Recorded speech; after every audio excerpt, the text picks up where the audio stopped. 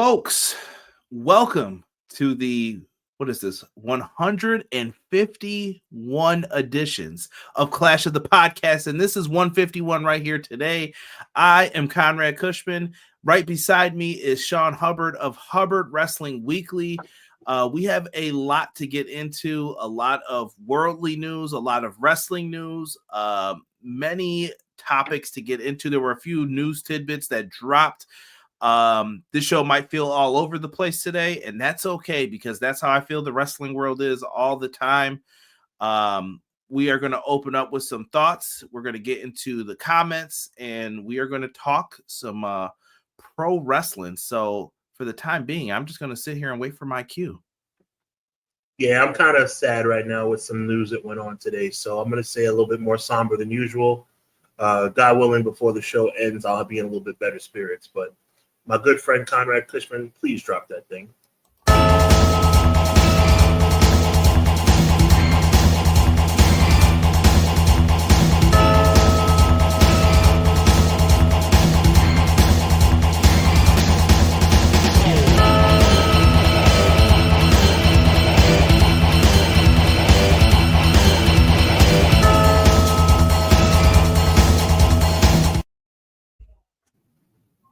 Sean, if I may just have one moment here just to, I wanted to acknowledge a friend, man, good friend, man, from XGW, my friend Mark. I wanted to send well wishes and my condolences to his family, anyone who has been connected with XGW. I know you see the group YouTube channel that comes in here and comments from time to time. I think I just saw them actually make a comment during this when I was doing my intro speech. I wanted to just send my condolences to everyone involved with that situation. And just know that it's all love, always has been all love. And you are thought about and appreciated very, very much, my friend. And I'll let Hub do the next one here. Yeah, sleep in peace to Conrad's homie. Any friend of Conrad's a friend of mine. And my understanding is he wasn't an older person. It's somebody that left us far too soon. So condolences to the family. Prayers up. And also, I don't pretend to know this person I'm about to talk about personally, but we grew up with him, whether they was just before our time, like myself and Conrad, in our time or before our time. The Cosby Show, regardless of the controversy that surrounds the star of the show, we all fell in love with the cast, and it's with a heavy heart that we, I'm not going to say announce, but reiterate the news that Malcolm Jamal Warner, best known as Theo Huxtable, has passed away. I am not going to go into details. By the way, SG Dub, we're riding with you, brother, SG Dub. But I'm not going to go into details about what I've read. I don't think that would be appropriate. But I will say it's appropriate to say that he was 54 years of age, from my understanding. I think it's also appropriate to, as I always say before I borderline preach, I'm going to say I'm not going to preach to you. But, the Bible says, and whether you believe or not, that's up to you. I believe. The Bible says that we do not know the day nor the hour. And this is just two more examples. One obviously a little bit closer to home, and obviously one a little further away, but it hits the same when somebody leaves this earth. It's an unfortunate thing, but I really was rocked by this news today. I thank Conrad for putting me on. I actually did hear about that a couple of seconds, literally before you sent the message, but I appreciate you just the same. And once again, XG Dub, we're riding with you, and we're praying for you and the family. And Malcolm Jamal Warner, also gone way too soon. It's just another reminder that we need to live each day like it's our last, and tell the people that we love them while we have the opportunity. Couldn't have said it better myself, Sean. Thank you for that. Joe Compton jumping right up to the top here with a $4.99 super chat. Thank you, Joe Compton. Let's take a minute to send prayers to Buff Bagwell. Yes. I hope he pulls through this and remains positive. Yes. I was going to speak on Buff Bagwell. I don't want to put the picture up. I just don't feel right putting the picture up. I know other people, it's circulating around the internet for those who have wanted to see it, but Buff Bagwell, someone I grew up on. I know that he is having some issues right now, and prayers for Buff Bagwell, man. Very, very difficult times for him and his family. Thoughts are with Buff Bagwell as well. I just want to add something. As Conrad and I are both, I know I'm not putting Conrad on blast by saying this. He's very transparent. But Conrad and I both being in our late 30s, there's certain things that we do. We exercise as best we can. Conrad decided to go the bald route. I have the fade. I try to do whatever I can to look good for my woman, look good for myself, look good. Conrad, I'm sure, feels the same way. None of this crap matters, man. I'm not saying just let yourself go, but none of this crap matters. I'm going to do something very symbolic. It's not the last time you'll see me with this on, but none of this stuff matters. None of this crap matters. You know what I'm saying? Like it's materialistic stuff that doesn't mean anything. We have to love on people and outside of that, if you want to put the chain back on or if you want to, wear a nice watch, that's fine. But that better not be number one for you. Because I promise you, none of this materialistic stuff's going to last. So I hope that makes sense, Conrad. No, makes perfect sense for it. Appreciate all of you, man. Let's start with Clown. Clown said, "Afternoon, everyone. RIP to Malcolm Jamal Warner." Thank you, Clown. He sent that probably like an hour ago, so appreciate you for that. We got Vinny in the house. He said, "Happy Monday. God bless y'all." Thank you, Vinny. The only Vinny we like. We appreciate you, brother. God bless you, too. Quills is in the house. He said, "Conrad, Sean, and chat. Your boy, Sir Quills, is back to enjoy my two favorite bros, CJ and Hub, for episode 151 of the best wrestling podcast out. Clash of the By God podcast. Hashtag EPW, hashtag HWW. Thank you." Terrell is in the house. Terrell said he was at Slammiversary last night. Huge honor to be a part of the historic crowd as well. I met the Hardys and Joe Hendry after the show. I hope you enjoyed, brother. Quills, appreciate you. T3Z, we appreciate you. Ray Thompson, we appreciate you. Yes. Ray says, "Happy Monday, guys. Hope everyone had a great weekend." Thank you for that, Ray. The show could be quite intriguing with Slammiversary last night, SummerSlam, Forbidden Door around the corner. The summer should be very interesting. Absolutely. Indeed. Yes, and I see Terrell's give us some more thoughts. We're going to get into Slammiversary and such. Ray bringing it up, talking about the ladder match and everything else. Matt Lopez, our social media guru, says RIP to Malcolm Jamal Warner, and he also says, "Hello, good evening. Hope you all had a good weekend. Let's kick the weekend off with two aces of our pro wrestling community." Thank you for that, brother. We appreciate it.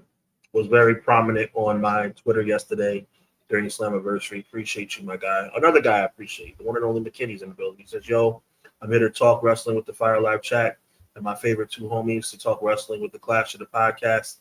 And to let you know, a wise man never knows all. Only fools know everything." Well said. Very true. Very true. And he said, "Rest well, Malcolm Jamal Warner. He's 4 years older than me. It felt like I grew up with the man. The memories live on." Yes. T Ferg says, "What's good, everyone? Can't believe Malcolm Jamal Warner is gone. RIP to him and condolences to his family." Respect, man. Thank you, T Ferg. Miracle says, "What up, everyone? RIP to Malcolm Jamal Warner. Appreciate you." Joel says, "Hey, guys. Happy Monday." Joel, happy Monday to you, my friend. Thank you. What up, man? B-Boy, I don't know if AEW is giving us a show this year. It doesn't look like any ones are happening in time happening soon. So unless something got announced today and I missed it, don't think we're getting one, but things could change. Does everyone think hold on to this question and we'll come back to it. I just want to make sure that we didn't miss anyone. We got Doug in the house, another Monday, another clash. Conrad, Sean, chat. Teach me. R.I.P. to Theo. I'm not feeling hitting the dance today, my brother, but you know what it is, man. Next week I got you. Doug, we appreciate you. Actually, Dub, I appreciate you being in the chat. All goody, man. Thank you. I see a lot of people sending best wishes to the crew, so we always appreciate that. Maven documented the whole thing. Pretty powerful stuff. Oh, yeah, with the buff bag. Well, yes. Millennial Noob, what is going on, man? I always appreciate you tagging me and stuff. Hope you are well, Noob. Welcome. Fact, Sean, none of the materialistic stuff matters. They're agreeing with you. Guy Will Gamble's in the house. He said, Europe, what's good, people? What's good, Guy Will Gamble? Let me see here. Yeah, I'm just seeing people talk about some of the stuff in here. And Joe Compton, once again, thank you. Everyone else, man, please welcome them in. We appreciate all of you for it. Sean, you did drop a Hubbonomics. What day is it today? Was it Friday? Was it you did two, right? Two. I did one on Friday and I did one on Sunday. Okay. Yeah, you want to give people a little preview if they missed it? Yeah, I appreciate that, Conrad. Make sure you go to the Hubbard Wrestling Weekly channel. Check out Hubbonomics 32 and 33. 32 is regarding Seth Rollins and my theory, which I'll go into a little bit more detail tonight also. My theory about Seth Rollins and the injury and possibly how we could see the Heist of the Century Part 2. About 60-40 about whether or not, hopefully, about 60. Thank you, Guy Will Gamble. I appreciate you, brother. About 60-40 about him being hurt for real because there's something just got a sneaking feeling. So check that one out. And also on Sunday, got out of church a little early, didn't have an afternoon service, so I wanted to give you guys a little bonus content. So had a conversation about Slammiversary, obviously. That was a preview on Friday and Sunday. And then we got into, what did we get into, Conrad? I'm trying to think about what I talked about on Sunday yesterday. Kind of the future of the business. The business. And my detest of Braun Breaker. Boo! No, I'm kidding. Yeah, we know how Sean feels about it. It's just very interesting to hear who people think will be on top, and things change. If some people will believe like who you heard was going to be on top at one point in time, there was a time where Mick Foley was hired to be embarrassed, and guess what happened? He ended up being the world champ. So, you think he ever admitted he was wrong after? Probably not, but you know how it goes. With that being said, man, I appreciate everybody. Terrell, like I said, if you guys have any different feelings, we're going to start things off today a little differently. We're going to talk TNA Slammiversary. They were at the UBS Arena, Sean, in Long Island, New York. Yes, sir. Sounds like they set a record by a couple hundred people. I believe was the final count 7,000, 8,000 people almost in there. 7,600, somewhere in that range. Yeah, they broke their record that they had in the Alamo, I believe, in 2013. So we're here. And I guess we can run through the show. I mean, the pre-show was held down by Dave LaGreca, Gia Miller, Tommy Dreamer, and I don't know who that guy with the long hair was. If you know, please correct me. But I was like, who is this? He was just giving opinions. I had nothing. Zilch. Getting into some of the matches on the pre-show here quickly. We did have the Elegance brand taking on the Inspiration for the tag titles. Elegance brand retained. They did have a little what's the word I'm looking for? A little snafu backstage that I saw a lot of people getting on them for counting down. And yeah, I wasn't gonna rag on them too hard though. Mistakes happen, things like that. But yeah, I mean the tag division. That's Bush League though. You gotta do better when it comes to that. Well, especially when you have the most eyes watching you too. You got to be careful. Right. But yeah, I don't know. Did you any thoughts on this or? I'm surprised that the Inspiration didn't win. I actually predicted they would. I think I did too. I'm a little bit surprised that they didn't pull the trigger on that, the figurative trigger on that. But I guess they really think that, the Elegance brand, I mean, isn't Ash by Elegance also the #1 contender for the Knockouts Championship as well? I I don't think they know. mentioned that during the match, if I'm not mistaken.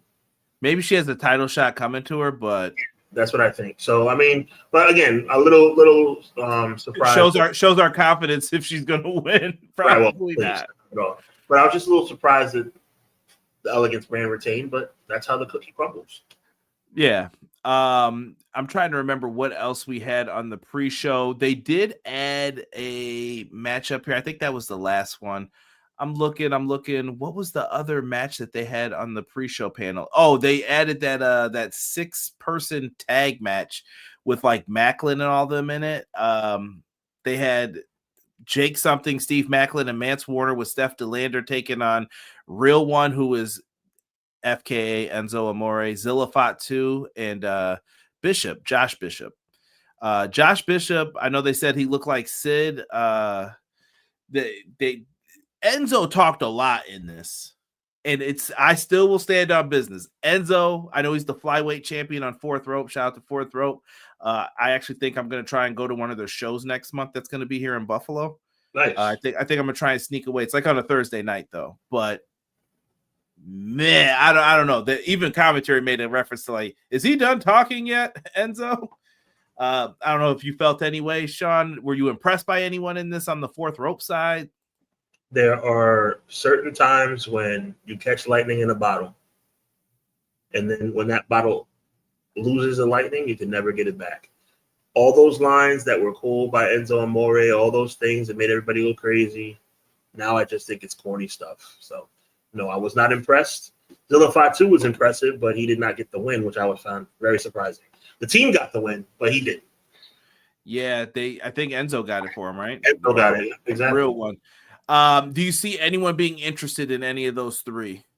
Like, Zillafat 2 because of his bloodline, and also because he's good, but because of his bloodline. I think Enzo still showed good shape, could still talk, but do they want him? I don't know where he fits into the. I see Enzo as a manager. What's that smoke I smell? What are you referring to, Sean? Do you smell that? No, I'm not sure. I know you're in Buffalo and I'm in New York City, but do you? It smells like a burnt bridge. Oh my goodness. My goodness. Shout out to Joe Compton. We're getting some comments in here. Joe Compton said, bro, no need to thank me. Joe, we will always thank you, good sir. All the thanks in the world go out to the two of you. The two of you put your blood, sweat, and tears into entertaining us. I don't know about blood, but sweat for sure. Sweat for sure on both of our end. Tears sometimes when stuff doesn't work. But Joe, we do it for guys like you, man. The super chats mean a lot and definitely helps us out. So thank you for that. We appreciate it. And also, I'm glad that was brought up just now because I want to talk about monetizing real quick. Conrad, where's Sean going with this? At this point, I don't care anymore. You know, I'm happy that my brother Conrad is monetized. There's other people out there like Jesse and James Pro Wrestling Shoot. There's several others that are monetized. I don't know what's up with my algorithm and what's going on with Hubbard Wrestling Weekly. I know you guys watch. I know you guys support. I'm not monetized. I'm probably never going to be monetized unless something crazy happens. If you want to support Hubbard Wrestling Weekly, support everything pro wrestling because it's one and the same. So, you know, I appreciate it because I've gotten some DMs. Where can I, send you send you some support for the show? And then, somebody threw out the idea. I'm going to make you laugh, Conrad, but it's coming from the heart. Somebody threw out the idea of, like putting up my Cash App, which I did for my 2 Hubbernomics ago. It felt so weird. It felt wrong. It felt corny. And you know me, I'm all about being the coolest guy in the room. Like it felt forced. So from now on, I'm just saying, guys, support everything pro wrestling, support Clash of the Podcast. I don't care about it anymore. Conrad and I know what it is. I appreciate the love and thank you. All good, man. And also, my PayPal is up as well. So yeah, if you guys donate to those, keeps a little bit of the money in our pockets, just a little bit more, like 100%. But if you want to donate to get your chat read too, that's fine too. However you guys want to do it, we'll do it. We'll be here. Trust me. Thank you guys for that. You guys watch. I mean, y'all been showing up for Hubbernomics. You know what I'm saying? I'm just taking a moment to say thank you. I'm not really worried about. Go ahead. No, I was gonna say, and the key for Sean is if you want to help him out, give him his watch minutes. I'm delving into the YouTube, Yeah, you might as well. that kind of thing. Right. Like if you guys watch the whole video, that helps us out greatly because if you're a subscriber of mine and you watch the entire video, it tells more people, yo, you should watch this. Yo, you should be watching this. If I have 1,000 people subscribed and 4 of them only watch, it doesn't mean what that means diddly squat to the YouTube algorithm. Right. If you guys watch, like, and like I said, throw a comment underneath. I don't care if you just put an emoji. That's fine. I'll respond back with one. Just put one in there. It saves us a lot of time. So after we're done, throw an emoji in there. It could be a smiley face, thumbs up. It could be whatever. It could be a taco. XGW always puts a taco in there. Like, that's fine. Rating matches I on will the taco. say this. Keep watching. And I'll be a little selfish. Buy a shirt. There you go. There you go. Hashtag get that merch money, man. There you go. So, thank you guys. Yes, and thank you. Who just told me? Someone just said that the other match was hometown. Matt and McKinney, keep your comments because I actually want to get into these. Jasim, welcome. Jasim. Appreciate you. Let's see here. Zilla Fatu and Bully Ray might have a run in House of Glory. Could be. Man, look at this. Y'all ain't putting no blood in. Appreciate y'all. Guy will give. You're hilarious, bro. Hilarious. Joel said, Sean, let's talk about monetization. I wish, bro. I'm not gonna say, you know what it is, Conrad? I'm not gonna say I gave up, but it's kind of like I got you, E. I'm not gonna say I gave up, but it's kind of like, you know, I'm not gonna lie and say that I would not love it to happen, but it's like, I don't know, man. Like, we'll make it happen, brother. We'll make it happen. Someone mentioned Hometown Man, one of my favorites. Wrestles a lot like Cody Deaner. We're gonna play that game. Cody Deaner taking on Eric Young. Cody Deaner beat Eric Young. Eric Young, like some of the most Slammiversaries competed at, and he's on the pre-show. Crazy to see. Crazy to see. But I was okay with it. It was a little, the angle. You're the hometown guy. Who are you? Blah, blah, blah. They do the Bulldog and Brett finish. It works. Yep. It works every time. It works every time, like you said. Yeah. I don't think there were any other matches that we need to get into here. So time to get to the main card, my brother. Let's do it, man. The opener, one of my top favorite matches of the night. I know some people were bringing up different ones, and there's another one that I will say is probably one of my other favorites, which may surprise some people, but Cedric Alexander, Mustafa Ali, bro. From 205 all the way back to TNA, bro. They crushed it, man. Like, I love the chemistry that these two have. And by the way, Sean, real quick, like this show, I see a lot of people say like 9 out of 10. I see some people probably like they weren't feeling it. I'll tell you this show is a tale of two different sides of things. You're going to hear me talk great one moment, and then you're going to hear me mad the next moment. Great another moment, then you're mad again, Conrad. Like, so this show's kind of in the middle for me. So this was the most amazing, annoying, phenomenal, angering, awesome, stupid, terrific shows I've ever seen. Interesting. Interesting way to put it. So all right, man. I'll get to the finish here. Tasha Steelz comes out. She has a chair. Cedric catches her, puts the foot on it. I was like, is Big Swole about to show up? What's about to happen? Nope. He hit her with the old Candice LeRae. He was like, you know what? You catching this. He does the backbreaker over the knees where he tosses you up, throws it. Tasha Steelz goes flying, but as she goes flying, Mustafa Ali's coming off with a 450, finally gets the win. He never beat Cedric Alexander. I don't know if people knew that either, but never beat Cedric Alexander. He finally caught him this time. I like it. It was weird to see someone who's like debuting losing their like pay-per-view like debut. Surprising, but you know what? At the same time, not really surprising for me. I'm gonna call it right now. Mustafa Ali should be TNA World Heavyweight Champion. He has never been better. He has never been better. And last night proved it once again. Seth put on a heck of a match.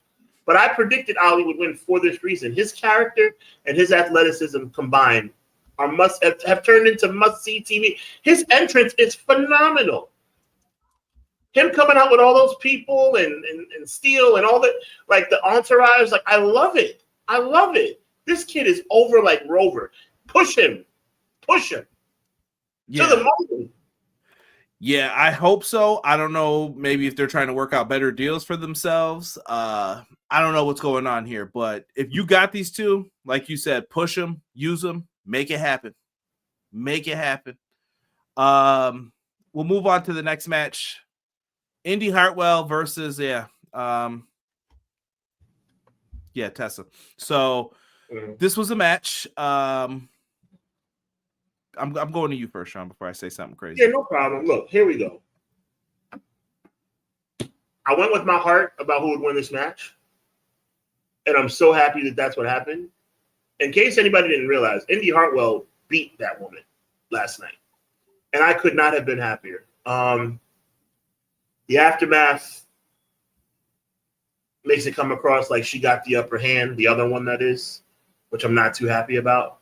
Attacking announcers, attacking Indy after the match. TNA's doing what they have to do. But to me, this woman does not deserve to be on anybody's television. And go ahead. No, I was going to say they didn't have to do anything. They didn't have to do fair this. Enough. No, fair enough. You're right. So we're here now. I get what you're saying. They're doing what they felt they needed to do. How about that? So, now, Indy won the biggest win of Indy's career, I think, outside of winning the NXT Championship. Yeah, well, she did have that great match at House of Glory too. So this is 2 now. She's put on. Yeah. She's been getting some big wins. Well, that's the biggest win of her career. Yeah. Outside of the NXT Championship. Yeah, on pay-per-view. Yeah. So, NXT Championship too. I forgot. Yeah, you're probably right. Listen to Sean. Don't listen to me right now. But I mean, the other one got the upper hand after the match was over. What that means, I don't really know. She got kicked out of the arena. Whatever. I mean, it kind of put a sour taste in my mouth after a fantastic match. Later on in the show, we'll get to this now. Santino suspends her like before the main event and says like, "Yeah, you're suspended indefinitely." I hope that doesn't mean she's going to NXT. I really hope that's not what we're doing here, but we'll see.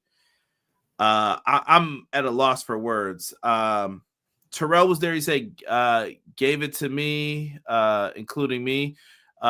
Boos her every hit." Yeah, she was getting chance of. She's a racist. I can't lie. That was what was said. Yeah. And they're booing her the entire match. That's why I don't understand what we're doing with some. What we're doing. What are we doing? Yeah. McKinney said, "I don't like Indy Hartwell in pants. Her legs are the asset, and the girl she wrestled needs to retire." There you go. Ren, what's good? They said Tessa can't go back to CMLL. I don't think she's won it in a lot of places. A lot of places not won it, exactly. Wow. I mean, I don't know. This is her last chance, in my opinion. You got to make things right. I'm glad that woman lost to Indy Hartwell. Pleased with that. Yeah, glad Indy beat that talent. You saw Gail Kim even said, like, they were like, "Gail, I know you brought her back." Gail Kim's like, "I did not bring that talent back." She didn't even say her name either. She's like, "I did not bring that talent back." So, yeah. We don't need to say her name. She doesn't deserve for us to say her name. Moving on. Sorry, I jumped ahead a little there. We have the System teaming with Matt Cardona taking on Dark State. Sean, can I say this? This Sure. match was kind of doo-doo. It wasn't good. I'll give you that. It wasn't bad either, but it felt like they just jumped one person in this match. Like, it's a sound assessment. I agree. What was this? A way to kill Dark State? Like, I'm definitely like, well, you can't handle these guys, so what are you doing over here? I don't know. I was just last night, WWE gave TNA 1, but to me, who cares? Who cares if the System, beat them? I mean, when it really counted, we see what happens later on in the night. But yes, the Dark State lost, whatever. TNA was off to a 1-0 start. Off to a 1-0 start for the evening. You see how the evening ended up, though. Yeah. I don't know, man. I don't know what we're doing here. Listen, and I'm not saying the system shouldn't have won here, but I thought there was going to be more of a fight in this one. But you only got so much time on the show. If you're into Cardona, Eddie Edwards, the former Fandango, JDC, Brian Myers, like you'll like this one. Trust me, but I don't know. I didn't like the story. Okay. It wasn't pay-per-view worthy, but I think the pay-per-view goes on to have some much better moments. Definitely agreed. I'm trying to remember what do you want to talk about next? X Division or the women's title? I don't remember. I'm not going in order either, guys. I'm just guessing. Let's go women's title. Oh, so this is the point where I have to come on here. Hand me my fork and knife, and Sean, put the crow on the plate because I'm about to eat it a little bit for the predictions we had. And Sean was very humble when we messaged back and forth after this result. He was like, listen, brother, I didn't want to be right. I didn't want this to happen, but this is what happened. Masha Slamovich came out here, and I just thought to myself, how could Masha Slamovich lose this? If you had to give something up, Masha Slamovich is the person to give it up to. She could be NXT Women's Champion. Why not? Why not? What's it going to hurt? She delivers. She's been doing this a while. She's really, really good. And that could be something in the feather of the cap of TNA. Oh, brother, was I wrong about this one? They really went with JC Jane again. And I'm just like, and I don't want you to think that it's poo-poo time on JC Jane, but the question I have for Conrad Cushman chat and anybody else who was so thinking that I was out of my mind that Masha would win this match. Look, all those questions you just asked, Conrad, you know the answer. WWE is out for themselves, and it doesn't matter if they're partnering with TNA. They are always going to make it so that they have the upper hand. Do you know what happened last night, Conrad Cushman? You know what happened last night? Last night, the developmental women's champion defeated the TNA women's champion of the world. That's what happened. The WWE developmental champion, the woman who would have been representing OVW 20 years ago, just defeated the woman that had the same belt that Gail Kim wore, Velvet Sky wore, Mickie James wore, that belt. That's what happened. And there's no reason to be surprised because Conrad Cushman, I told you it would happen. I didn't want it to happen, but I told you it would happen. They're going to keep putting themselves over. It's just another example of WWE making other organizations their little brother. But I don't blame WWE. Oh, no, I don't. I don't blame WWE for this. You know who I blame? TNA. I blame TNA because they were foolish enough to think this would be a two-way street, and it hasn't been this entire time. Yeah. Guy Will Gamble says WWE would never put TNA over. McKinney said, did not pick either women to win this, but shouldn't be the move for TNA, but it's what they want, so it better pay off at Bound for Glory, whatever the next pay-per-view they have. One of the most disgusting sights in TNA history. JC Jane as double champion. Good job, TNA. Noob says JC Jane is still the worst member of Toxic Attraction. The developmental talent beat a woman who beat Nick Gage for the GCW World Title. Wow. WTF. Wow. Yeah. Point Cleasy 13C4 Tweezy. My goodness. Yeah, TNA will have its day eventually, Doug says. I hope so. I hope so. I hope so. Miracle said, who would have thought out of Toxic Attraction, JC Jane would be the most successful one? That's what I was telling Sean on his plug for Hubbonomics again. You don't know what's going to happen. One person says they don't want to do something, and then here we are. Glad Slamovich lost. Whoa. Okay. It's bad enough JC Jane beat Stephanie Vaquer and Jordan Grace, but now Masha Slamovich. Who's next? Delay Gratz, what's good, man? NXT TNA era is in full effect. Does TNA have WWE superstars holding TNA titles? We'll get them a deal. We'll get into that towards the end, I promise. Going forward here, yeah, she won. It's what it is. We'll see what happens on NXT tomorrow night. For those that watch. So go ahead. I won't be watching TNA. I won't be watching NXT. Yeah, I just said for those who watch. I mean, if you're interested in this, it certainly will not be me. I'd rather watch the evening news than watch NXT. Moving forward here, I'd rather watch paint dry than watch NXT. I'd rather watch oncoming traffic than watch NXT. I'd rather watch Airbro than watch NXT. Perfectly timed. That last one. The X Division Championship was on the line. Moose defends his championship against Leon Slater. Moose trying to become the longest reigning X Division champion in history. Meanwhile, Leon Slater is trying to break Amazing Red's youngest X Division champion in history by picking up a win here. This was a phenomenal match. Like, no pun intended either, because I heard enough people in TNA say that throughout the night too. Phenomenal. More on that in a second. But I really like this match. Leon Slater has been that boy for a long time. I think me and you both said this months back whenever they signed him. You know he's coming, boss. Play. Leon Slater hitting Swanton 450s all day.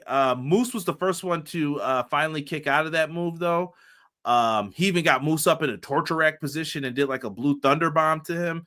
Leon Slater did everything he could in this match to show his worth. And I even like where Moose rolled out of the way and was just like, yeah, not today. And then he does a 450 all the way across the ring, Sean. Or no, excuse me, it was a Swanton he hit, right? Swanton for Jeff Hardy. And then he jumps up and hits another Swanton 450. Like, it was a thing of beauty, man. And Leon Slater does defeat Moose, and Moose afterwards puts the title on him. I did not think that there'd be a title change. I thought that Moose was the never-ending, X Division champ, at least until Bound for Glory. I was wrong, and I was delightfully wrong. What a match. What a phenomenal match. But I will say this. I think that AJ Styles coming out kind of stole, Slater's thunder a little bit. Yeah. After the match, I'll let you follow up with it, Sean. We hear the classic theme. I mean, look, him coming out ready to fly. Yeah, him coming out was cool. I mean, it didn't really seem like it meant much. I mean, he came out, he acknowledged Slater, he acknowledged the fans, he acknowledged that he missed TNA, he acknowledged that he's home. You're not home. You came home for about 5 minutes. Now you're going back out. Like, give me a break. Like, stop with the bullcrap. I don't need the goo gaga. I'm back home. It's so good to be home. I love home. There's no place like home. Suck it, AJ. You came because you got paid. That's why you were here. You came because you got paid. And you came because your daddy said you can go. So I don't need to hear anything else about, AJ came back. This is so great. I love AJ. AJ's back home. AJ's back in his mother's old bed. I don't give a crap. It's an appearance because WWE allowed it to happen. Nobody cares. It means nothing. And all he did was steal Slater's thunder. And I like AJ Styles. But once again, this is another, I guess you could say, manipulative thing by WWE. Why would he? What is he coming out? Because some people might say, well, AJ revolutionized the X Division title. AJ Styles revolutionized TNA, period. So give me a break. Yeah, AJ might be at the top of the list, but I also acknowledge Joe, Daniels. There were a lot of people involved in that happening as well. It wasn't just AJ wrestling broomsticks and people cheering, but AJ was definitely on top. He was one of the best performers that they've ever had in that company. And I wish they would have treated him a little better on his way out. Like you said, I think AJ really didn't care. I think they were like, can you do this for us? Sure. Yeah, I'll go. Please. He wasn't knocking down Triple H's door to come down to TNA. Like, he didn't care. Or in this case, go up to TNA. Is this a match for the future? Like, is it Leon Slater versus AJ Styles? Like, that's what I thought we were getting here. No. Nothing? No. I know I'm reaching. I'm just asking. No. And I'm giving you these no's because I respect you as a journalist and a friend and a knowledgeable person. And I don't even want you to waste your breath. No. Not a journalist, just a fan with opinion. No. As a fan, as a human, as a mammal, no. Does AJ do any kind of match at Bound for Glory, or is this going to be an appearance? So, but not with Slater. No, he's not going to be. No, they're not going to have like a dream match with him. No, absolutely not. Okay. Don't even get your mind thinking in that direction. That was a one-off. They will not. This will not be a Mutual Admiration Society match down the line. It will not happen. Facts. Delayed Gratz, excellent point about that too. Like I said, we're gonna get into that towards the end of this because I want to make sure of it. But was this your match of the night at this point? It was. By this point of the evening, yes, it was. Okay. Matter of fact, it's probably my match of the night all night. I wouldn't be mad at it. To me, it's between this one and I think the opener. And I give the slight edge to this one just because of the story based around it. But if you know stories from other companies, Cedric and Mustafa have a great story as well. There you go. This next match, I think this match was going well until I'm going to use the word WWE'd it a little. When you start telling people, oh, if we lose, our careers are on the line. We are done here at TNA. And I was like, well, I would have picked y'all if I knew that was the case. But that was last week for us. Me and you were both saying that we thought First Class should win this. And Trey Miguel out of this one due to a hernia injury, for those who are wondering. Send prayers to Trey Miguel's way too. He said he had just lost an uncle who was like a father to him. Or he's in I shouldn't say he lost him, but he's in a very bad state. I know they had mentioned something about a coma. He needed surgery. So they were just like, we're pulling you out of the match. And they put Myron Reed in that spot instead. The Nemesis were in there defending their belts. The Hardys were in there. And then at one point in this match, I'm going to steal a Taz line here, Sean. The Yambag had to have been crushed, bro. Oh, yeah. There ain't no way, Sway. I mean, unless we win a cup. Hopefully, but dude, what are we doing here? Yeah, it's tough. Obviously, we both were wrong about First Class winning the titles. I did see a kind of a turning point. This is me kind of reaching a little bit, like you reached earlier. Maybe First Class would have won if it wasn't for Navarro having the knee injury, because it was said that he had the knee injury coming in, but he tweaked it during the match, and you can see when he tweaked it. So it was like, okay, is he out for good? And then we saw the ladder spot, and it was over with and done. But either way, the Hardys winning again doesn't make me sick. But I'll tell you what does make me sick: the match that was made after the match was over. We'll get into that. Did you hate the ladder spot? I wanted to get into the finish here. They did something unique. I didn't like it. It was dangerous. Too dangerous. All the Hardys had to do was slip, and he could have like wrenched his knee, fell on his face, broke his neck, anything. Yeah, they did the what's the word I'm looking for here? They kind of had like an old Batman. So Jeff goes up to the production guy. It's called a trapeze ladder. Thank you for the technical terms. I was going to go with Batman ladder as the commentary. Well, Batman ladder sounds better. I agree. Yeah. So this little ladder comes out, and Jeff climbed that to grab the belts. It was unique, and I was like, oh, I wonder why no one's ever thought to do this before. But it's also hokey kind of too, like the way it was set up. It was like when he did the remote control, it was like, oh, is that what we're doing? Yeah. And I don't know, man. Like Matt held it, he climbed up, he got it. Good for him. You know what I mean? I mean, you can never be mad at the Hardys winning a ladder match. It's just, you would have liked it. Yeah. We've seen it. We've been there. After the match, we get Bully Ray comes out. Team 3D's music hits. We know where this is going, Sean. They've been kind of angling for this for a while. Like, me and Sean don't talk about everything, but we see a lot of everything pretty much. So we know they want to do the Team 3D, aka the Dudleys versus the Hardys, one last time. Do you care? I mean, Sean, we grew up on this. Like, let's not lie here. That Royal Rumble match they referenced in New York City, we watched it. It was a classic. It was probably the best match on, or no, one of the best matches on that card tonight, because you had Triple H and Cactus Jack too. But great match. They always stole the show. They found a way. But this is 2025. That match was 25 and a half years ago. I appreciate the nostalgia. Nobody loves nostalgia more than me, but this is ridiculous. I do not want to see the Hardys versus the Dudleys in 2025. I don't.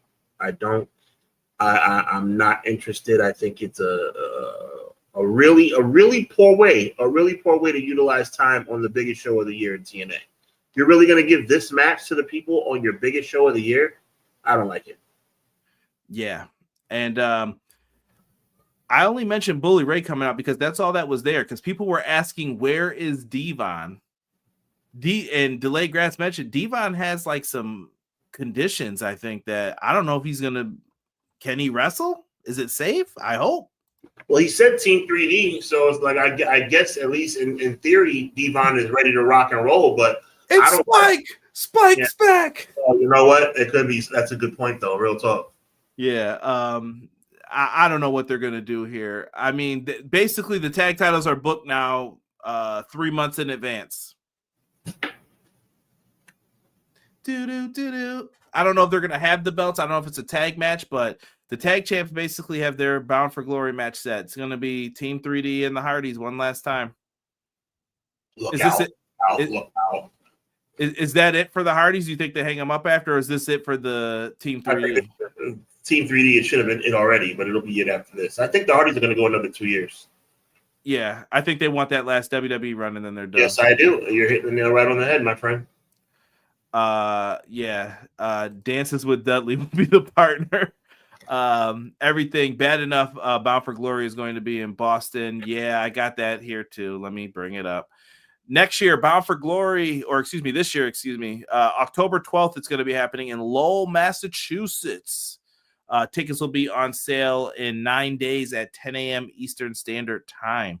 So if anybody's in the East Coast or wanting to travel to the East Coast, go see TNA Bound for Glory. Maybe Cena will appear there one last time. Or one first time. You gotta remember, John Cena will never be in the state of Massachusetts ever again. I know. I just had to be that guy. I'm sorry. I think we're at the main event here, Sean. Yep.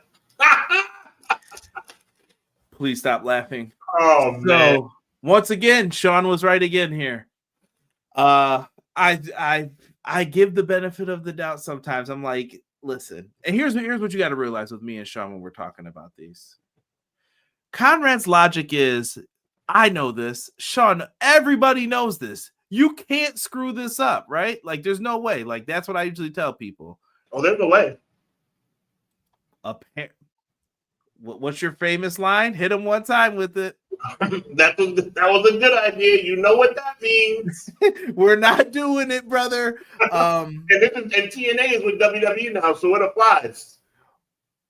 Joe Hendry's out there. Mike Santana's ovation was crazy, bro. He came through the crowd, slapping hands, making noise. People were there ready to throw babies in the air. They had the flags ready, bro. You're in New York. You're not going to get this moment back. Highest crowd ever. I'm not going through the match. I'll get to the finish of this, basically. Trick Williams comes out. By the way, imagine going to church and then they're like, hey, you want to make some extra money tonight after church? Yeah, what do I need to do? Sing Whoop That Trick for us, please. And they did it. And I thought they did a phenomenal job putting it together. Kind of like a hard choir. Wow, okay. I was like, all right, maybe they didn't know what they were getting themselves into. Trick Williams at one point in the match feigned like he's down for a knee injury. I didn't buy it at all throughout the match, just because it was like looks and everything. And maybe it's me watching too much pro wrestling, but I was like, he ain't hurt. he would have been up that ramp already. No one threw up an X, nothing like that. I'm like, nah, I don't trust it. Meanwhile, you got Joe Hendry and them in the ring. Mike Santana hits spin the block twice. He takes him out with that lariat, and then Sean, 1, 2. What's Trick Williams doing? That son of a... Out the ring he goes. Quick pin. 1, 2, 3. And then you could just hear, By the way, Trick Williams' entrance attire was a tribute to Booker T when he was in TNA. I like it. And they go crazy for him. Yeah, Oh, yeah. He gets the win. Bro, the disappointment on people's faces was crazy. And I know a lot of people are going to come in here, Sean, and they're going to get ready to argue with us about, but dude, you know where this is going. Bound for Glory. They do this. No, I'm going on a rant. I'm about to yell. They do this every year at Slammiversary. You don't have to wait for the big moment. Is that crowd in Lowell, Massachusetts going to be bigger? If I don't see 10,000 people in there for this was stupid. Like, Mike Santana was right there, bro. Give this guy the title. And I don't know when his contract's going to end, but this is crazy to me. Like, it hurts my brain to think about this. Sean, we're possibly going to do the biggest, like, you have all night before the show. Whoever's the showrunner, right? I don't know who it is in TNA, but you have all night, and it's like, you know what? We have our largest gate ever, Sean. Thank you, WWE. We appreciate that. Thank you, NXT. Sean, Hunter, we appreciate it. Here's Mike Santana. Largest gate. We're in his hometown. Should we make this guy or not? And to me, it makes me wonder, is there a contract issue here? Like, why wouldn't you do this? They did this with Joe Hendry. At one point, as TNA fans, whoever's in here with me, I liked TNA before, but this is what's frustrating me. I cannot back this idea of at Slammiversary, we tell the story and we make them wait for 3 months. Stop doing this. Like, I don't care when you do stuff like this. Like, to me, it don't make sense. I can't rock with this fully. I can't. Like, I cannot endorse this to say, you know what? It's okay for them to tell the long story. You got away with that stuff thinking it because it happened with Cody and everyone thinks they can do it. Everyone can't do this. You saw what happened with the Death Riders. People were sick of that stuff. You saw what happened in other companies. TNA, just do it. What do you have to lose? I don't know, Sean. Please save me, somebody. Hey guys, it's the night before TNA Slammiversary. We got Santana in his backyard. What do you think we should do? I think we should put the title on him. I think we should put the title on him. I think we should put the title on him. I think we should put the title on him. You know what I think? What if we didn't put the title on him? What if we take everybody to the mountaintop just to kick them down the side of the mountain one more time? Well, that doesn't really make much sense. I mean, he is in his hometown. Like, the Bronx is only like, it doesn't matter. This is what we're going to do. We're going to make them want it even more. But what would happen if people get sick of it and don't tune in? It doesn't, they're going to tune in. This is what we do on NXT. This is what we do in WWE. We make people wait and wait and wait and wait and disappoint them and wait. That's what happened in that room. I promise you, one person and one person only overruled the room. Because everybody and their mama that works for TNA felt that Santana should win that match. Somebody with WWE influence flexed their muscle. Was that person Shawn Michaels? I doubt it. Was that person Triple H? I bet it. And at the end of the day, once again, Conrad, as I said to you from the start, chat, as I said to you from the start, WWE will reign supreme at TNA Slammiversary. It doesn't matter that Dark State lost to the system. You had 2 world title matches, one of which was a unification match. And NXT, a.k.a. OVW, won both matches. Let that sink in. I'm not surprised because I knew that was what's going to happen. I'm not shocked because I knew that was what's going to happen. I'm not bewildered because I knew that was going to happen. My only question, my smart, articulate brother, is why didn't you? Bro, Sean, I have to believe as a basketball player, you're beside me. They know. They're like, yo, we're going to double team Conrad. As a basketball player, what should I do? Oh, you're right next to me, right? Pass the ball. You're double teamed, and I'm your teammate. You pass the ball. Sean, but the now there's no one there, and the layup is there, bro. You just have to lay it in. Oh, you're double. Oh, you're saying you passed the? Yeah, it's a no brainer. Why didn't you hit the layup, bro? I'm not going to repeat myself over again. You heard what I just. But you understand my frustration, right? I understand exactly what you said, and damn it, stop it! Stop making sense. I'm so tired of you, bro. I'm tired of you for one reason and one reason only. Stop bringing logic to the table when we're talking about WWE creative. Stop it.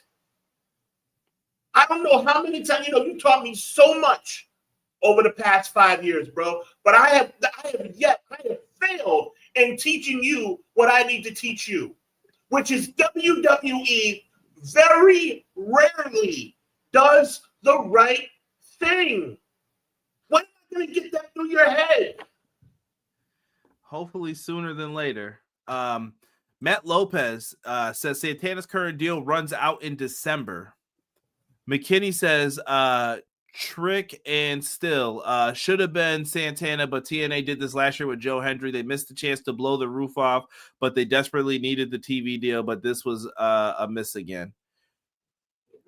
Are you giving them $10 million after watching this? I'm not.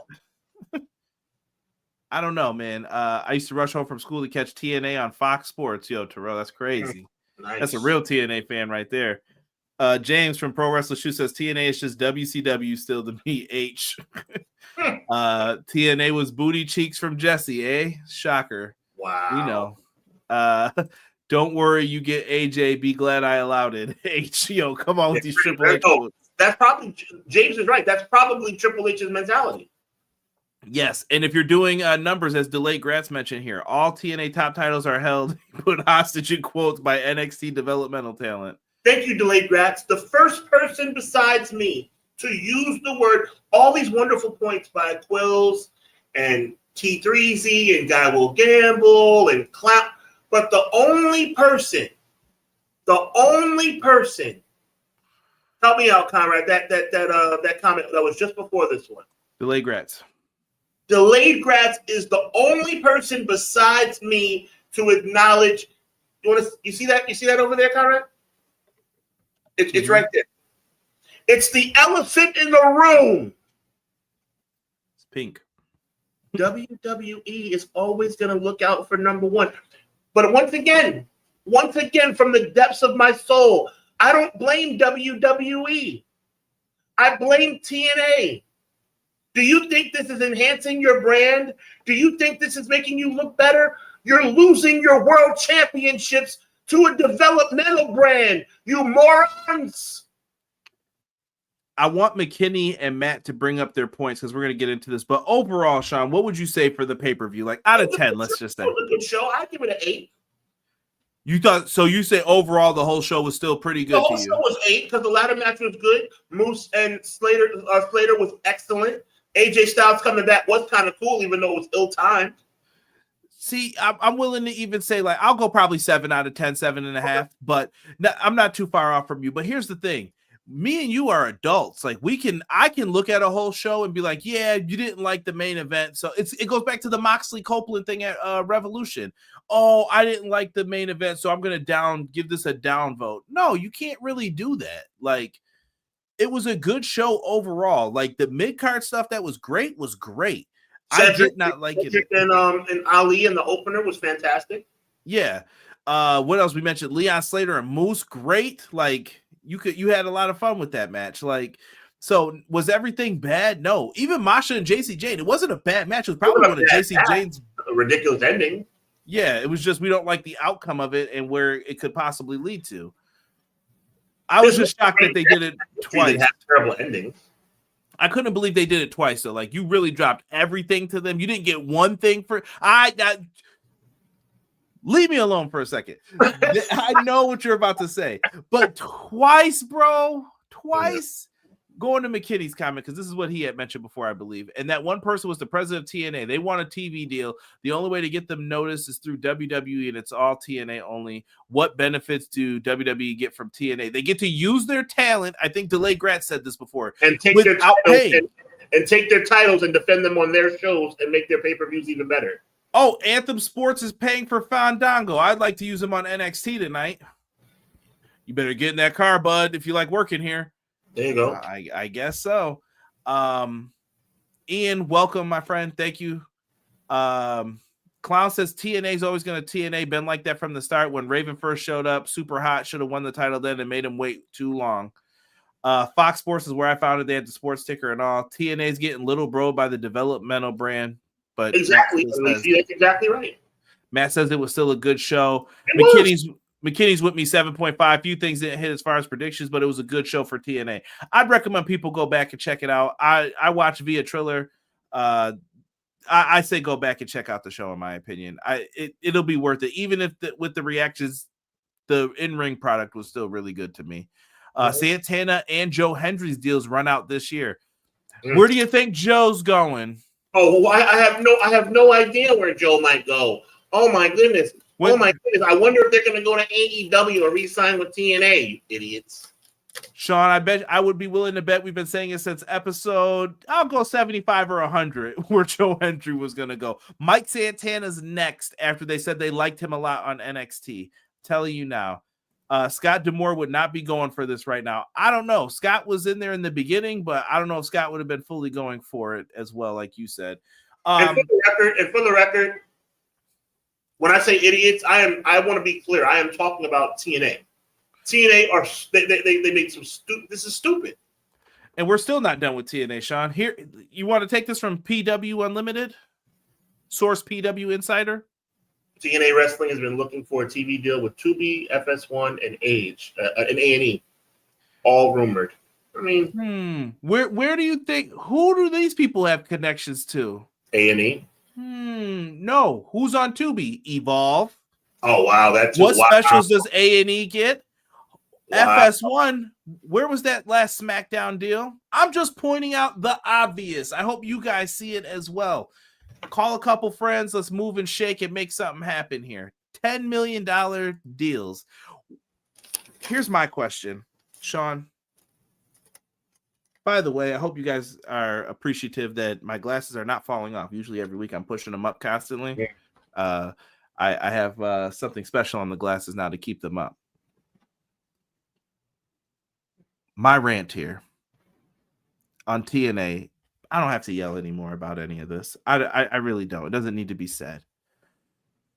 Dog, what are we doing? Where was this money for Scott D'Amore when we watched this, Sean, and we enjoyed it? Scott D'Amore did a lot with nothing. Sure did. Where did you get money from? Wait a minute, guys. Tell me from a business standpoint. So, Sean, if let's say there's A, B, C, D part of your one company, right? Just those sections, right? Let's say A is making a lot of money. Do you go give it to B then? Maybe if you're trying to invest and do something new. If you're trying to uplift the company as a whole. But then you're going to sell. You're a television company, right, Anthem? You have your own television network. TNA's your best thing that you've been investing in. Why would you sell it? What are you give? This is coming from I'm just talking business minded here. Like, why would you sell it? Something don't smell right. And I hope you guys are feeling the same way. Something doesn't smell right with this whole deal. It smells fishy. I can't. It is fishy. It is fishy. Yo, Jesse's banned. Man, I'm out. I can't have you guys talking like that on the number 2 promotion in wrestling. Wow. Imagine if after I gave you a compliment to open up the show. Exactly, Jesse. Imagine if another company did those numbers. Could you imagine the ridicule and criticism they would have gotten for it? Man. But it's fantastic, right? Just putting it out there. Sorry. I thought Swerve said AW was on Fox. No, that got pulled back, bro. That's not happening now. WWE wants to prop up a partner where they can control them who is dependent on them, so they gain greater leverage over wrestling and wrestlers. Yep. It's a great way to not look like a monopoly, but be a monopoly, Sean. I work with. It's a brilliant maneuver by WWE. Brilliant. Right. It goes back to the MLW antitrust lawsuit. They had to pay, I think, around 20 million, maybe more. I don't remember what the exact number was, to MLW for violating, causing deals not to happen with them. Why would you take deals away from MLW? Whatever. This company's always done this. This is why I have issues, guys. Like, I'm not making this up. This is true. This is on file. It is a fact. Like, I don't know what else to say, man. I don't get it, man. TNA prays for record-breaking 7.5K attendance, but another company does over 20K, and you know what? I'm offended. So many empty seats. I don't, bro. Jesse, I'm gonna fight you, man. You're leaving me no choice but to fight you. Thank you, E, for putting up his link. Jesse and then we'll go live tomorrow as well, probably during NXT. Fightful reports that were playing for AJ Styles and Kaz segment. Oh yeah, I forgot Kaz was out there too. Kaz and Joe Hendry, I guess, to finish out everything. Like, fam, what? I don't know. Cap this off, Sean, because I don't know what else to say. TNA is bought and paid for. It's over. It's over. If you're a TNA fan, I think it's done. I don't see. If you take away the NXT portion of this, what is TNA? A fairly good wrestling promotion, but not a worldwide promotion. Correct. So they're really dependent upon that, in my opinion. And they sold out in order to accomplish their goal. 20 million should have just bought them. Congratulations. You sold out to fill up a stadium with 7,500 people that really holds 16,000. Great job. Yo, Jesse is killing me tonight in the chat. On fire, Jesse. Good to have you in here, my friend. I'm going to announce that number. TNA has set an all-time TNA North American record. 7,652 or whatever the number was. Like, just keep that to yourself, bro. We don't need to hear that. We could let me imagine there was 10,000 people in there, because hearing it was 7,600 certainly didn't make me do any backflips. People super close to me who talk wrestling to me in like private chats and stuff, they know. I've said it for a long time. When did TNA start bragging in press releases? When did TNA start? It don't make sense to me. WWE written all over it. Peep game. Listen, I wanted to support TNA for years, but this ain't it to me, Chief. And that's me talking about the creative portion of it. I miss Scott D'Amore running it over how it is now. Well, Jesse is wild, yo. Jesse is wild. Oh, has he got another one in here? Let me see. Sean, yeah.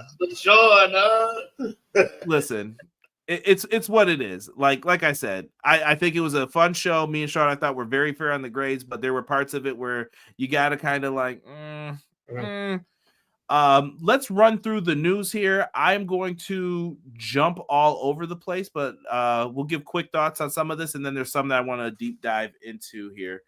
Gabe Kidd, Sean, for the G1, he had to pull out of one match thus far. He had to forfeit to, I believe it was Zack Sabre Jr., due to a hyperextended knee. Hopefully he is able to continue and heal up. Get well soon. Yeah, definitely get well soon to Gabe Kidd. I know he's catching a lot of strays for his stuff. Hey, Zach, welcome, man. Appreciate you. I did not know it was National Junk Food Day. Here's the news. Wow, Jesse, chill. New champ, Kenta, aka Hideo Itami, if you're a WWE only fan, has won back the Noah GHC Heavyweight Championship. He is back in the building. He's also going to be. Say that again. Kenta. All caps. My friend Casey loves to call him caps lock. He has a match taking on Marufuji. Like it's going down. This is going to be a really good match. Like Noah, I had my eyes on Noah a lot this weekend, just paying attention to what was going on, including them in like my end of year awards. Like I'm trying to get that stuff prepared now, Sean, but pretty good, man. I'm happy for Kenta. That seems to be the move for him. Well, international wrestling is a blessing, man. It helps give us a little bit of variety, and Kenta's one of the best in the world. Let's see what happens with this title reign. Yes. Kevin Owens underwent successful neck surgery, so happy for that. Hopefully Kevin Owens is able to make a return to the ring. If he cannot, I mean, we're here with you, rocking with you, but hopefully things get better for Kevin Owens. One of the best in the world at what he does. I believe there's about 4 or 5 different occasions. In my opinion, he should have been world champion. Get well soon. Kurt Angle joins Real American Freestyle as an announcer, and we find out they are back by Fox today. Sean, that's where they're going to be airing. Kurt Angle, very talented guy. Don't necessarily see him as an announcer, but I guess it's another big name in the door. Dear Kurt, call in sick that day. I'm telling you from Conrad and Sean, call in sick because they ain't going to last that long. Yeah. I'll get back to the comments here in 1 second because I saw McKinney had put one up for us. Just looking forward to seeing what else is in here. Here is the rundown of the G1. If anyone's looking, yeah, that's right. Evil on top in Block A. It's still early though, but help us all, please. And Yoshihashi and Drilla Maloney on top in Block B right now with 4 points, but we're still in the beginning stages of this tournament. It's early. Watch out for my boy Zack Sabre Jr. Yes. Current champ as well. Elena Black has announced that she is going to be taking a break from pro wrestling for a little bit here. I know you probably can't read it writing. I had a 10-minute long video explaining where my head is at, and maybe eventually I'll post it, but seems unnecessary for now. I'll keep it short. But I'm going to be taking a break from wrestling for the foreseeable future. It's no longer good for my mental health, and I'll never know if that love for it I once had will return if I don't step away. I'm going to take the rest of the year to take care of me and go from there. I apologize to the fans and promoters who are looking forward to booking my upcoming appearances. I hope you can understand.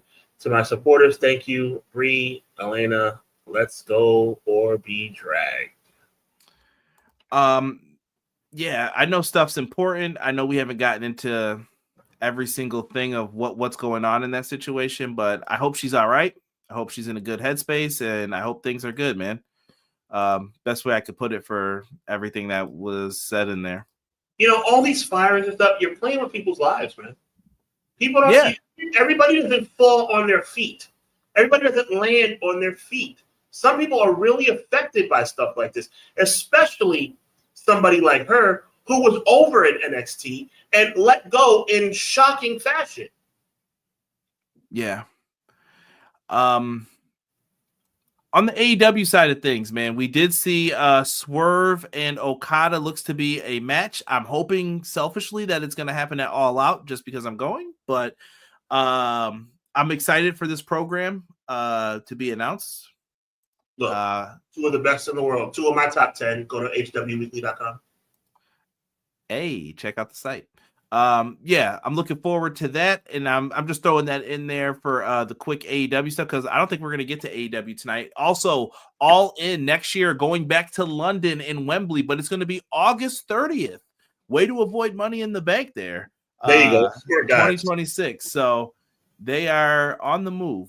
By the way, tonight the WWE announces SummerSlam August 30th. SummerSlam NXT Heatwave Part 7. It will be starting at 1 p.m., 3 p.m., and 7 p.m. 7 p.m., exactly. Also, Wrestle Dream was announced today, and it's moved. It is no longer in Jesse's area. They have moved it to St. Louis, Missouri is getting Wrestle Dream.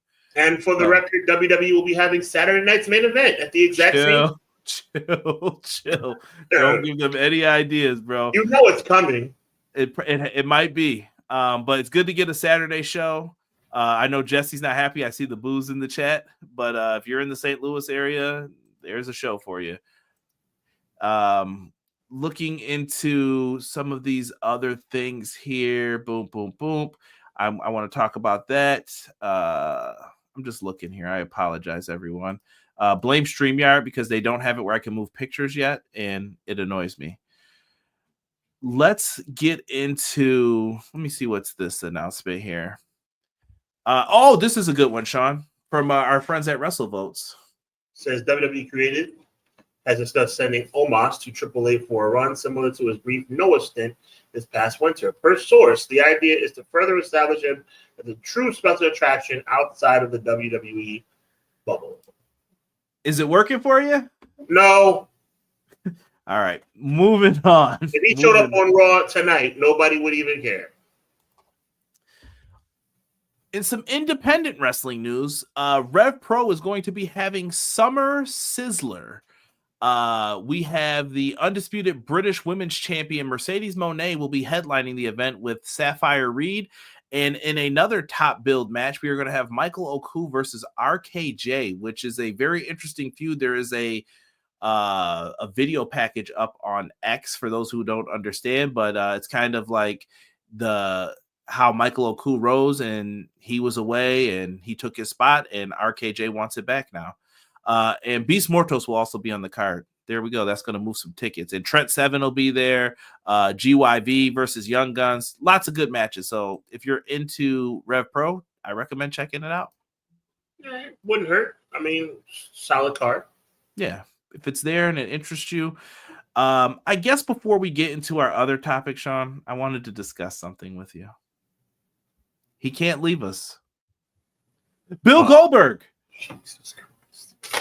Bill Goldberg, chat, please. Please feel free here to get in on this. Yo, y'all gotta chill. I'm seeing what everyone was saying in the comments for some of these. Bill Goldberg had some words to the media. Sean, I would like for you to check out this quote and then give me your thoughts here from what Dave Meltzer said on Wrestling Observer Radio. Quote, a lot of people were mad at him for what he said, which was basically he felt that it was, disrespectful. He felt that it might have been a rib because he was a WCW guy.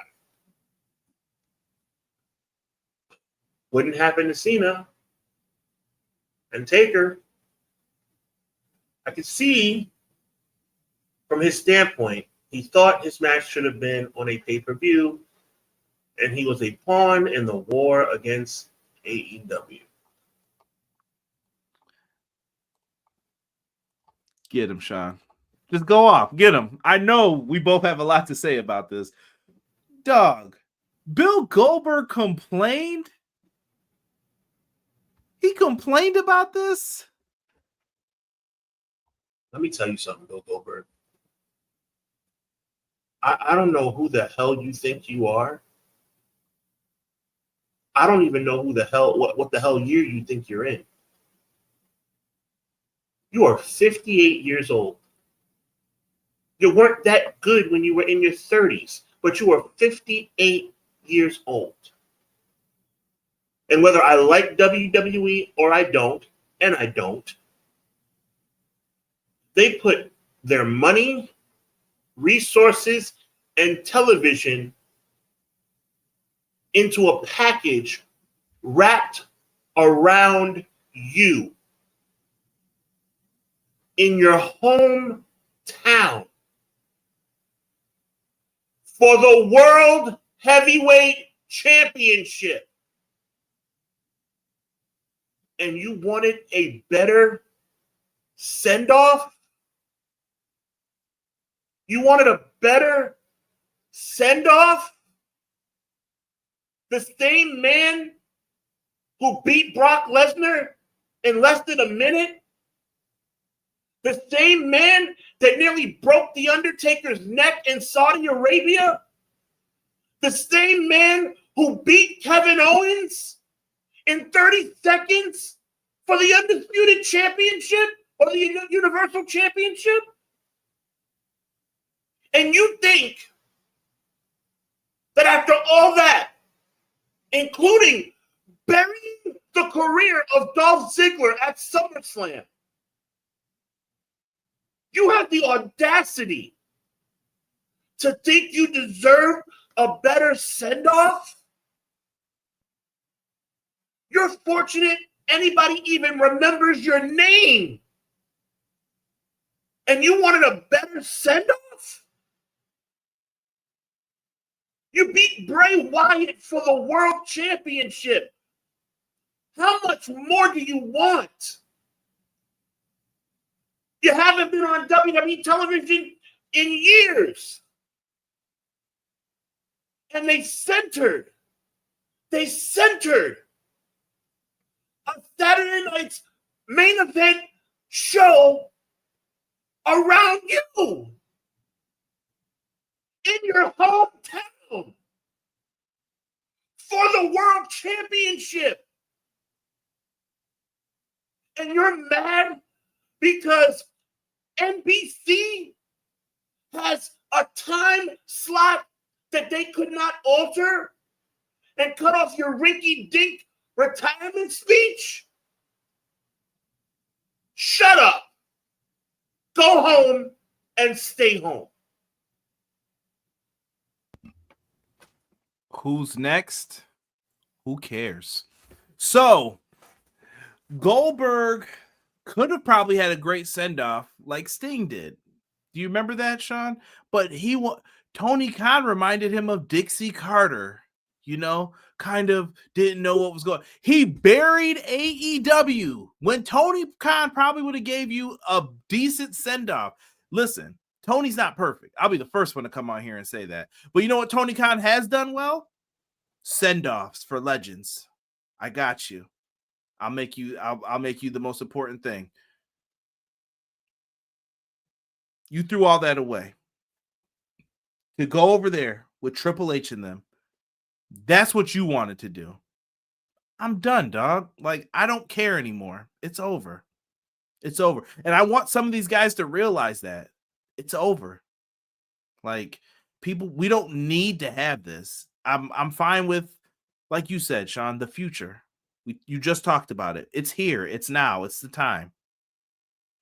Moving on. I bet you he thinks he should have won. I hope not. Listen, Sting getting that treatment's one thing. Goldberg, nah. I can't buy that. And one more thing. I'm a whisper, Conrad. Did he compare himself to John Cena and The Undertaker? He said that it wouldn't have happened to them. So he compared himself to if The Undertaker or John Cena were having a retirement match. I deleted the quote. I don't have it up, but no. I know what I'm saying is right. The comparison was they wouldn't have done Undertaker or John Cena like this. That's what he was trying to say. Yeah. Conrad, do I respect The Undertaker? Yes. Do I like The Undertaker? I don't know about that, but I know you respect him. I do. Okay. Do I like John Cena? Yeah, I maybe to a degree. No, it's okay. The answer's no. Okay, all right. But I respect John Cena. In what world is Goldberg on either one of their levels so he would expect the same treatment? Like, has he lost his mind? Oh, yeah, I'm pretty sure. I respect Chris Jericho more than I respect Bill Goldberg. I respect Edge. I respect Christian Cage. I respect Bret the Hitman Hart more than I could ever respect Bill Goldberg. This man, they got everything so fast on a silver platter, ended Bret Hart. Don't get me started on the Bret Hart thing again. Don't get me started.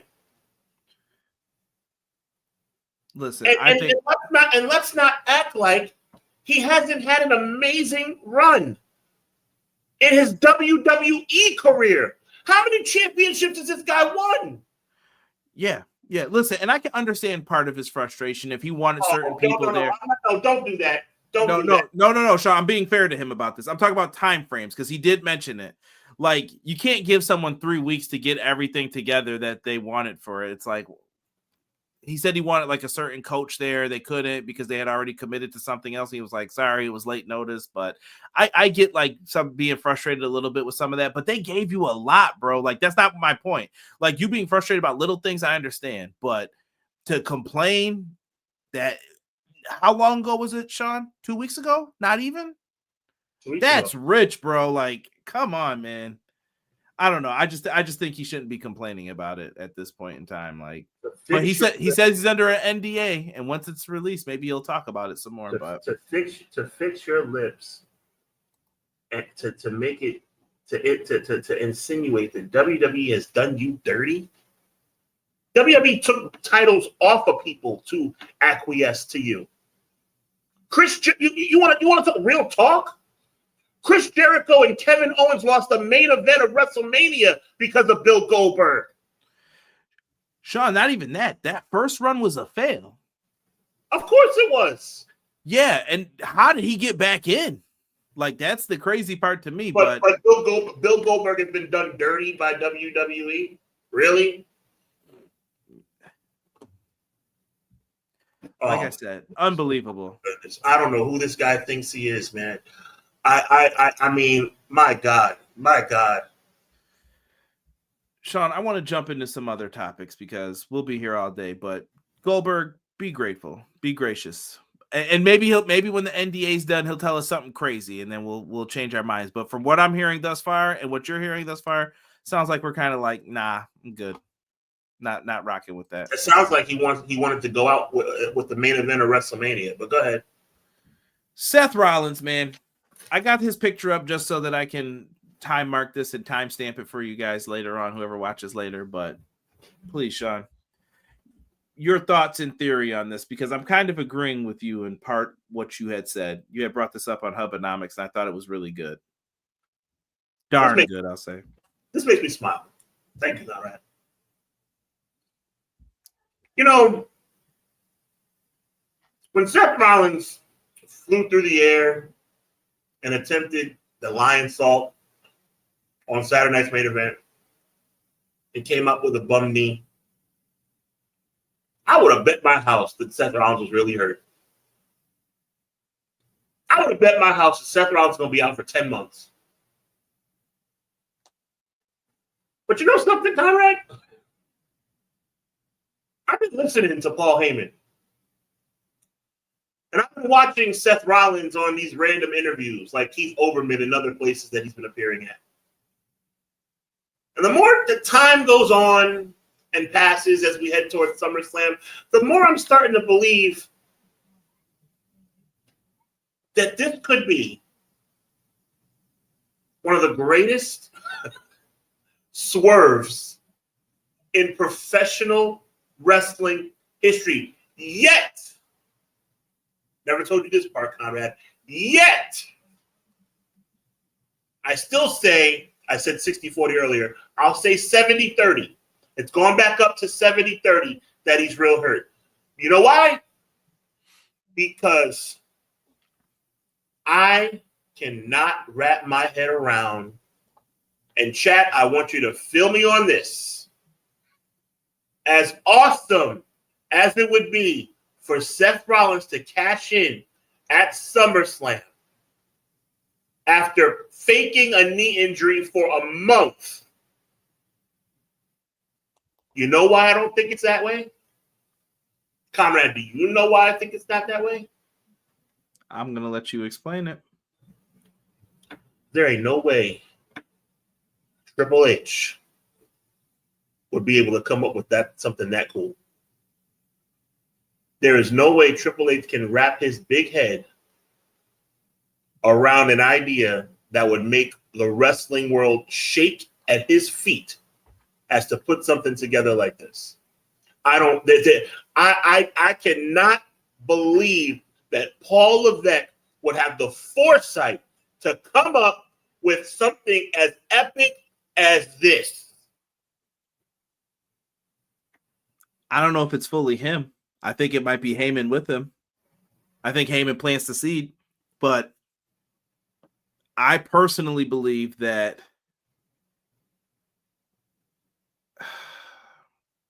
I personally think so. Matt said it best. Me and Matt were talking about this. I'll read his comment because it kind of reflects what I think. I'll be honest. I think it's a shoot that's getting worked into a storyline. I believe Seth is walking out night one of SummerSlam as world champion just to steal Punk's moment. I can agree with that. I think his injury is real, but I think his injury isn't as bad as we are being led to believe. Because when it happened with the ref, did you see this? You've been doing this all night. Mm-hmm. Did you see this? I did. That means injury. They didn't throw up an X. She went over and talked to them. I know. It looked real. It felt real. I bet you they'd even tell people because And they of course, wanted them to win. the way he won made it seem even more real. Yeah. So could they pull this off? Listen, he did the heist of the century before. Wouldn't you want something just as good? This would be bigger. Yo, bro, they're going to keep him off. If this is what we think it might be, again, 70-30, he's hurt, right? If this 30% comes to fruition, they would have kept him off TV for 3 weeks. He's been walking around with crutches and a knee brace. Well, I think he's really hurt. Like, I think there was an injury he needed to get fixed up, but I don't think it's 10 months. I think it's more like you'll be off your feet for a couple of weeks. I'm just saying, bro. I'm just saying. I said it was a real injury from the start. I'm just saying lately, I've been thinking about some things, bro. I've been thinking about some things. Yo, chill, BJ. I can't even say that word as being serious right now. Recording this, he said Triple H's Dookie makes a better creative. Didn't Kevin Nash do that years ago? Yeah, they used to do this stuff a lot sometimes, but they haven't done it in a while, so it helps add the. But 3 weeks off of TV. Yeah, 3 weeks off of TV. That's taking it to another. That's why I don't believe it's gonna happen. Triple H ain't that smart. Is there anything about Triple H's run as Booker that would make you think that he would do something this creative? I told you he's got Heyman in his corner. I think that there are gems that will pop up from time to time. He's got a lot of good people. If you think Heyman is behind it, then I'll give you that. But there's no way Triple H would come up with something like that on his own. Listen, I don't know who came up with it, but whoever did, good call. Well, whoever did, we're not going to assume. I'm still 70-30 over here. What's your percentage? I think that he's actually hurt. I don't know what percentage I would assign to it, so I believe that is true, but I also believe that this is they're trying to get people. Now, here's the question, though, Sean. I got to put this to you now. We know WWE. People know. Let's go back to Jeff Hardy and who hit him with the pyro, who burnt down his trailer with his dog in it and all that stuff. Oh, everyone knows it's Christian. Let's make it Matt instead, because that's what this company does. They'll say everyone has figured us out. More and more people are talking like you and me, Sean. Do they swerve it again? And they're like, no, don't do it. And by the way, all this talk, Seth could actually be out for 8 months and it won't even matter. I don't believe that to be the case, but I'm just saying. Yeah, Heyman could definitely pull it off. If Seth's playing possum to cash in, this would be lame, in my opinion. The fact that he has money in the bank, it was the surprise no matter what. It was the people in his first cash in that made it great. Oh, McKinney, my brother. You don't think this would be the most awesome cash in of all time if he's McKinney, my friend. We gotta see how it's executed, because it's gonna be interesting to how do you pull it off, but Heyman's carrying it, so I'm my eyes are on it to see what they do. Let's jump into this other segment real quick. Cody Rhodes and John Cena. They were both in the house for SmackDown.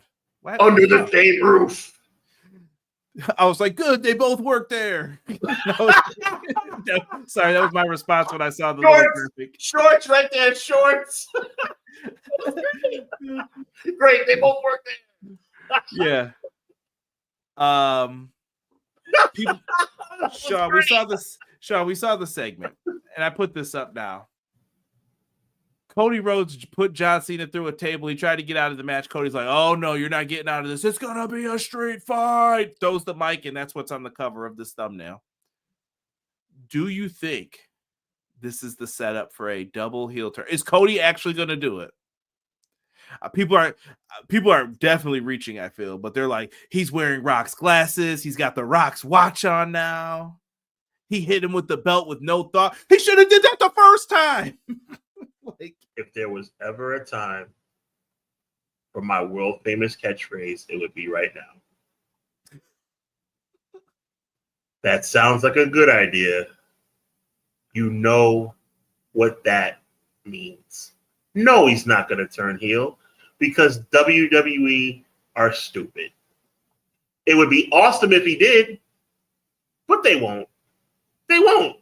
It would be amazing if he turned heel. He won't. He won't. There's no way they pull the trigger. No. No corporate Cody. Nope. Never. Never. It took John Cena 37 years to turn heel. It took John Cena 513 years to turn heel. You think they're going to turn Cody heel in 3? Well, also, and shout out to our good friend Malik, who I was working on a project with before this. He put out a video and he said, well, if Cody goes heel, who takes over as the top face? He said you only have a couple options. You have Punk, Jey Uso. You got only a couple people. Matter of fact, I'll be fair. I won't even go easy 9,000 exactly 9,000 years. I'll stay away from Jey Uso because everybody knows I'm a big fan of his. I'll say CM Punk. Why couldn't CM Punk carry the ball? He could temporarily. I mean, it's not a long-term solution, but if you're planning on... I'm getting sick of this crap, Conrad. And I'm not saying you said it, but I'm so sick and tired of people acting like Cody Rhodes is 21 years old. Cody Rhodes is old too. He's older, but he's not Punk's age. Come on. I'm so sick of this crap. Oh, Cody's the future. How much future are we talking about? No, Cody's the present. I'm not saying that at all. Well, no, I'm hearing Cody's the future. He's the quarterback. It's the stupidest crap I've ever heard. Yeah. He's the CEO. He's the president. He's the shortstop. He's the goalie. All right. He's QB1. Gabe comes in. Gabe says, say what you will. I love seeing his heel run. If you go back and look at old school wrestling heels, he's doing everything right. Trying to get out of the match using cheap tactics. It's old school. Yeah, I think his run has shined in some places and hurt in other places. We definitely had a rocky follow-up to the Chamber one. Like we said, Evolution's been best pay-per-view so far for WWE this year, but I'm not going to entirely say like it's been horrible, but I think it could have been better too. I don't know. Cena's run's weird for me. Probably same for you, Sean, like weird kind of. Like there's moments where you're like, yeah, cool. And then there's other moments where I'm like, nah, I ain't feeling that. Let's look at what we got for SummerSlam real quick before we get into Raw. He's the class president. He's the head of the Glee Club. Shut up. We got Cody and John Cena. We got Cody and John Cena for one of the nights here of SummerSlam. We also have Punk versus Gunther for another night. You know what? Sean, I got something for you once you stop laughing here. Let's temperature check these. You tell me if you're feeling it or not feeling it. John Cena, Cody. Look at Gabe. He's a valedictorian. Good job, Gabe. Good job, Sir Quill. The union president. All right. I love it. Yo, Conrad, our chat is the absolute best. Delayed Grats, he's the head crossing guard. Good job, Delayed Grats. Yeah, I do remember those.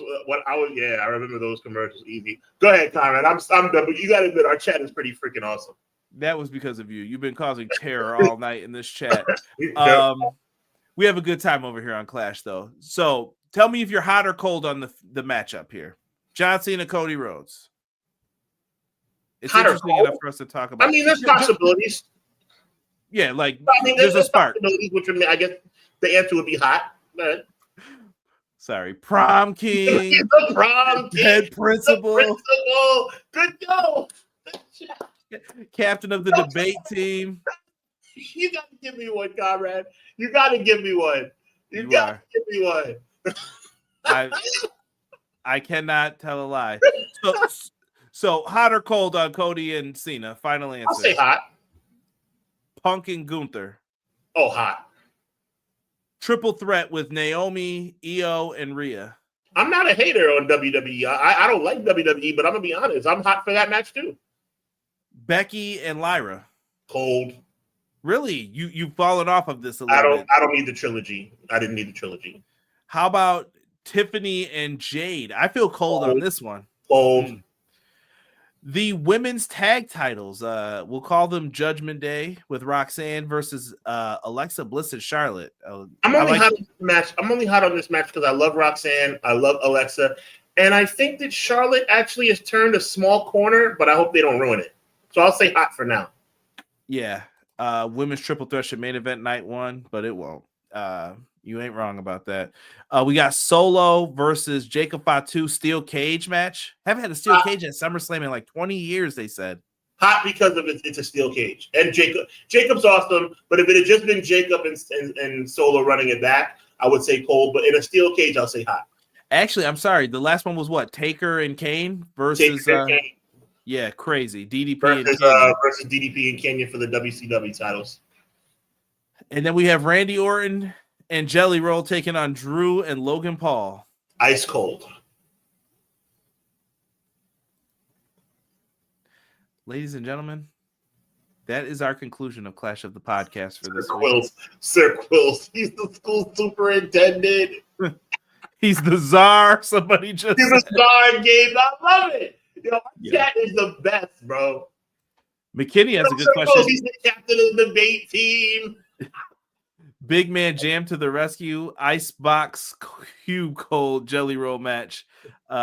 You're sleeping on Jelly Roll? No, I think Jelly Roll could deliver. Jelly Roll. I'm just saying I'm not excited about the match. It's too weird, I think, for the personalities involved. But who's the heel, Tiffany or Jade? I don't know. I would assume. Well, Tiffany looked like a heel in that match against Trish. Yeah, I think they're gonna go back. Rob is like he's the yearbook. He's head of the yearbook committee. BJ's like he's the mascot of that shit. Yo, this is what I'm saying. See, y'all haven't followed. These are congressmen. Y'all haven't followed me, but y'all need to understand this is all fun, Conrad. This is all fun, but this is based in reality. I'm tired about hearing Cody Rhodes being QB1. When are we not going to acknowledge that's corny? That is a corny thing to say. I'm QB1. What the hell are you talking about? Take us out. Take us out on this rant. This is too good. Like, Conrad, help me. You're always the guy that reels me back in. Is that not the corniest thing you've ever heard? I'm QB1. Yes, I don't like somebody wearing quarterback on their sweatshirt, but oh my God! Imagine if they made a Cody jersey. Oh my God! Oh my God! The HOA president, Delaney Rat, said Cody is the point guard. Yo, chat. I hope you're right, Miracle. If they ever make a Cody Rhodes jersey, oh my God. He is cooked. You understand me? I will cook him myself. Sean, please. He's the lead singer of the barbershop quartet. That is fantastic. He's the head of the PTA. He's the fire. Yo, our chat is awesome, Conrad. Let's wrap this thing up. My God, I love it. Take us out, Sean. Take us out. Yo, he's the head custodian, James. I see Guy Will Gamble. I hate to say it, but you might be right. Guy Will Gamble says those jerseys would sell like hotcakes. Oh, man. Conrad, do you agree with that? Yes. Oh, no. Oh, my God. Anyway, what a wonderful night of Clash of the Podcast. We started off with some humble news, sad news, RIP, God bless to the family of XG Dub, to obviously Malcolm Jamal Warner and his family, a lot of stuff going on. But we had a good time. We ended up, I hope, we put some smiles on your faces. That's what we're here for, man, to talk wrestling and put some smiles on your faces. Conrad, we got you and Derek on Wednesday night for the EPW AEW review every Wednesday night right after AEW goes off the air. Hubbonomics will not be in effect this Friday night, but it will be in effect the Friday after.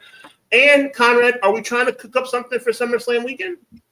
Yeah, we got to double check on the dates and such, and we'll see. All right, we might have a double episode for you SummerSlam weekend on Hubbard Wrestling Weekly and on Clash of the Podcast on Everything Pro Wrestling. But we'll keep you posted. But until next time, we want to thank you for being here. We want to thank you for the continued support. Subscribe to both channels. Check out Raw tonight. Hit us on social media. Hit us on the YouTube channels. We appreciate you and thank you very much. So on behalf of Conrad Cushman, my tag team partner and good friend, my name is Sean Hubbard. As always, God bless, be encouraged. Evil never prevails. He's the head of the swimming team.